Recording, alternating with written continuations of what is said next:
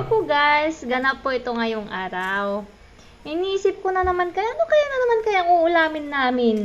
Kaya naisipan kong tignan if may ma-harvest po akong palang. Tawag dito sa Northern Zone at kilala din po itong tawag na kalamismis o sigarilyas naman sa Tagalog. Ang laki na po pala ng kalabasa. Pwede na pa rin pala itong harvestin, mukhang makulnut. Hindi ko po alam sa Tagalog, basta mukhang makulnut po siya.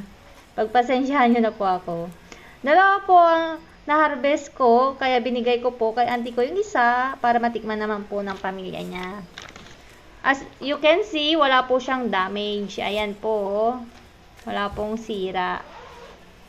Bali ba dami pong bulaklak yan, kaso yan lang po ang nabuhay.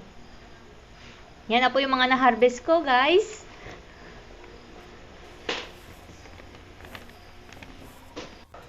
Natataka po kasi ako ng laing. Bali ulam namin po yan para bukas.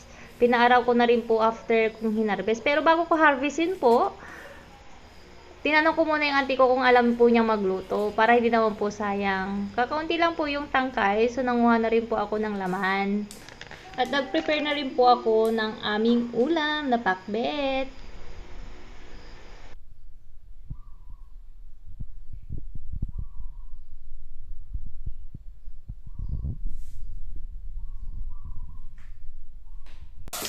Igisa po natin ang bawang, sibuyas at luya hanggang maging golden brown po ito. Saka po natin isunod ang karne.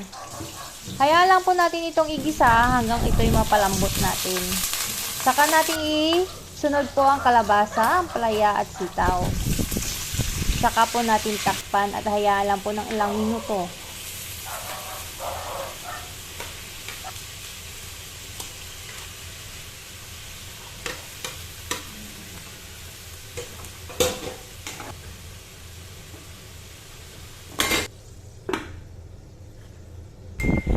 Saka natin ilagay ang sigarilyas, okra, nor cubes, asin at kaunting tubig sa katakpan.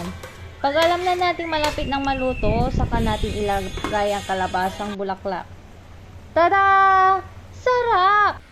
Bago kami kumain, ni-razor ko muna ang buhok ni Auntie Ini kasi para gumaling na po ang kanyang kati-kati sa ulo. At dyan na po tayo nagtatapos. Thank you for watching!